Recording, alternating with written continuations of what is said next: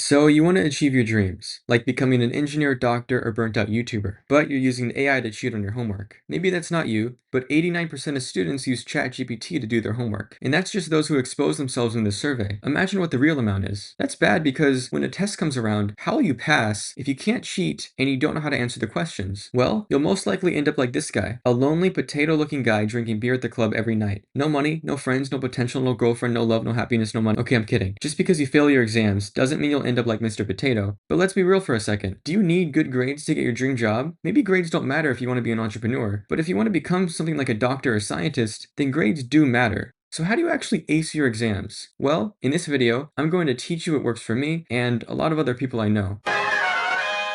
First off, if you were cheating, you should probably stop. That's definitely not going to help you later in life. Don't trade a short-term W for a long-term L. Okay, now let's get into some study hacks. Spaced repetition. You know those nights right before an exam where you shove everything you need to know into your brain? Well, that's the exact opposite of what you should do. But don't worry, we've all been there. And if you haven't, then you're most likely an alien watching this video to study human culture. You see, our brains remember information better when it's reviewed consistently over a long period of time, rather than in one long cramming sesh. If you're cramming, you're more likely to forget the information. So here's what you should be doing. Try to review small chunks of information often to reinforce your memory. Talking about forgetting, there's something else called the forgetting curve. Introduced by the German psychologist Hermann Ebbinghaus, basically, it means that information that isn't reviewed consistently is forgotten. Imagine you learn the elements of the periodic table for your exam. At first, you remember it really well, but over time you start to forget it. You forget a surprising amount of what you learn, especially in the first few days. So if you want to remember something for a long time, you need to review it or practice it over and over again, especially right after you learn it.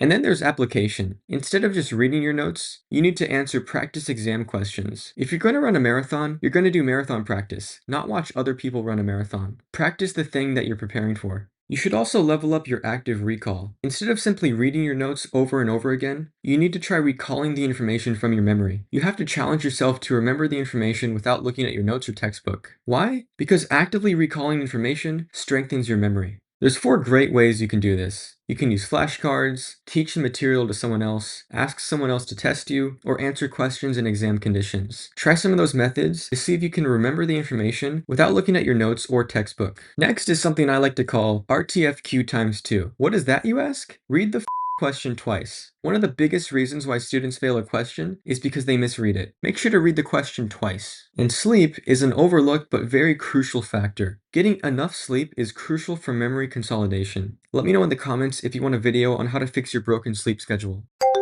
Oh I need to mention one last thing. My cute little brother Spidey, who's actually also my tyrannical boss, asked me to mention our new app. Introducing spidey.ai, an app that turns your homework into a game. We've made learning math super fun. It's actually really good, and it uses all the techniques we just talked about in this video, so if you're overwhelmed by all the concepts I mentioned, don't worry, because spidey.ai makes everything super easy for you. I think you'll love it a lot, and I'm not just saying that because he's forcing me to. If you want to ace your exams, you should go to spidey.ai and sign up for the beta. If we don't get enough signups, he won't let me see my family. Alright, now make sure you all like and subscribe. Y'all be liking and subscribing. Alright, bye now.